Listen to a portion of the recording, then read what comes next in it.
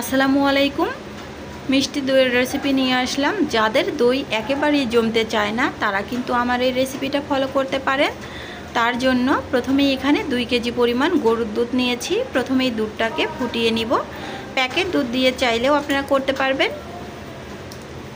তো এবার অন্য একটা হাঁড়ি চুলায় বসিয়ে দিয়ে দিচ্ছি 1 কাপ চিনি এবং হালকা একটু পানি ক্যারামেল তৈরি করার জন্য। ক্যারামেলটা তৈরি করে নেওয়ার কারণ দইয়ের কালারের জন্য, আর কিছু না। আপনারা চাইলে কিন্তু এটাকে স্কিপ করতে পারেন। আমি ক্যারামেলটা খুব বেশি কালার করব না, অল্প কালারই করে নিব। ক্যারামেলটা তৈরি করার সময় কিন্তু চুলার আঁচটা মিডিয়াম লোতে রাখবেন, কারণ ক্যারামেলটা পুড়ে গেলে কিন্তু দইটা তিতা তিতা লাগবে এবং ঘ্রাণটা ভালো আসবে না। ঠিক এই পর্যায়ে আমি দুধটাকে ঢেলে দিচ্ছি। তবে ক্যারামেলের মাঝে দুধটা দেওয়ার সাথে সাথে ক্যারামেলটা কিন্তু শক্ত হয়ে যাবে, তাতে ভয়ের কিছু নেই। আবারও ক্যারামেলটা আস্তে আস্তে গলতে শুরু করবে। কিছুক্ষণ নেড়ে চেড়ে আমি আবার একটু চিনি দিয়ে দিচ্ছি, কারণ ক্যারামেলে আমি কম চিনি দিয়েছিলাম। 2 কেজি দুধে চিনিটা কিন্তু আরও লাগবে। মিষ্টিটার পরিমাণ আমি বলে দিচ্ছি না, কারণ আপনারা চাইলে কিন্তু মিষ্টির পরিমাণ কম বেশি করে দিতে পারেন। তারপরও 2 কেজি দুধে 250 গ্রামের মতো চিনি দিতে পারেন। আবারও অনবরত নেড়ে চেড়ে দুধটাকে ফুটিয়ে নিব। ফুটিয়ে নেওয়া হয়ে গেলে এখন আমি এখানে একটুখানি দুধ উঠিয়ে নিচ্ছি, গুঁড়ো দুধ মিশিয়ে নিব। আমি এখানে 1 কাপ গুঁড়ো দুধের একটা প্যাকেট নিয়েছি। 1 কাপ গুঁড়ো দুধ দিয়ে আমি এটাকে নেড়ে চেড়ে দিচ্ছি। ভিডিওটা কেটে গেছে, সরি। এই প্যাকেট দিয়ে 1 প্যাকেট দুধ আমি এখানে দিয়ে দিয়েছি। আপনারা চাইলে মেজারমেন্ট কাপের 1 কাপ গুঁড়ো দুধ দিয়ে প্রথমে দুধটার মাঝে এইভাবে নেড়ে চেড়ে তারপর দুধের মাঝে ঢেলে দিবেন। একবারে দিলে হয়তো দুধটা ফেটে যেতে পারে, এই জন্য আমি আলাদাভাবে মিশিয়ে দিয়ে দিলাম। আপনারাও এইভাবেই দিবেন। তারপর আবারও নেড়ে চেড়ে নিচ্ছি অনবরত।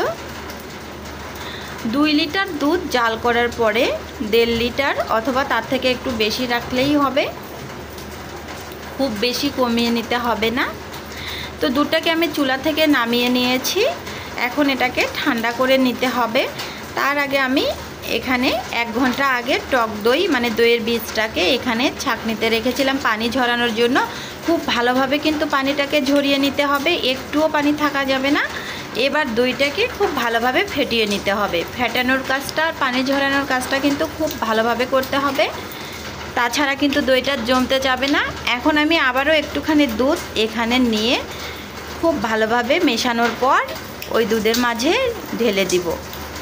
একবারে দিতে যাবেন না, খুব ভালোভাবে ফেটিয়ে নিয়ে দিয়ে দিলাম। এবার আমি অনবরত এটাকে নেড়ে চেড়ে ফেনা উঠিয়ে নিব,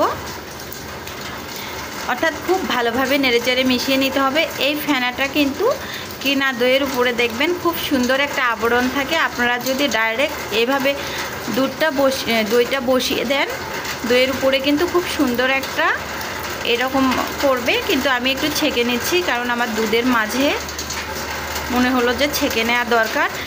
দইটা ঠিক এমন অবস্থায় পাতাতে হবে যে আপনার একটা আঙ্গুল এখানে চুবানো যাচ্ছে বা যাচ্ছে না। এই পর্যায়ে খুব বেশি ঠান্ডা এবং খুব বেশি গরম পাতানো যাবে না। আমি হটপটে মাটির একটা কাঁসায় এবং একটা বাটিতে 3টাতে রেখে দিলাম। তো আমি চালের ড্রামের মাঝে রেখে দিলাম। আমি যেথায় যেথায় রেখেছি সেটাই আপনাদের দেখিয়ে দিচ্ছি। আর কম্বল মুড়িয়ে হটপটটাকে রাখিয়ে দিচ্ছি এবং আরেকটা বাটিও আমি কম্বলে করে চালের ড্রামে রেখে দিলাম। তো দেখুন পরদিন আমি খুলে দেখিয়ে দিচ্ছি কত সুন্দরভাবে দইটা জমিয়েছে। ভালো লাগলে সবার কাছে রিকোয়েস্ট আমার চ্যানেলটিকে সাবস্ক্রাইব করবেন, লাইক কমেন্ট করবেন। এবার দেখি হটপটেরটার কী অবস্থা। ও না, সরি, এটা আমার ওই বাটিটা গরম অবস্থায় হয়তো বা ঘেমে গেছে। দেখি খুলে কী অবস্থা। না, এটাও জমেছে, দেখতে পাচ্ছেন। ভালো লাগলে আবারও রিকোয়েস্ট আপনারা লাইক কমেন্ট করবেন। এটাও জমেছে, দেখতেই পাচ্ছেন। দেখিয়ে দিচ্ছি।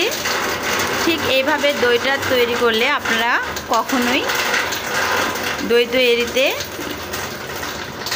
পারফেক্ট হতে পারবেন, কখনোই ব্যর্থ হবে না এই দই তৈরিতে। দেখতে পাচ্ছেন কতটা সুন্দর লোভনীয় হচ্ছে। যা হটপটেরটা মনে হয় ভালোভাবে জমে নেই, আমি ডাইরেক্ট কিন্তু আপনাদের দেখিয়ে দিচ্ছি। তো আমি বুঝলাম ছোট একটা ডিশে রাখাই ভালো, ছোট ছোট ডিশে।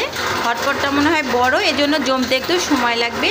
আমি সব কিছুই খোলামেলাভাবে দেখিয়ে দিলাম। বন্ধুরা ভালো লাগলে অবশ্যই আপনাদের কাছে রিকোয়েস্ট আমার চ্যানেলটিকে সাবস্ক্রাইব করবেন। তো এটাকেও একটু কেটে দেখিয়ে দেই। আমার এই দইয়ের রেসিপিটা যদি আপনাদের ভালো লেগে থাকে অবশ্যই লাইক কমেন্ট আর অবশ্যই ট্রাই করবেন। অবশ্যই আপনাদের দইয়ের পারফেক্ট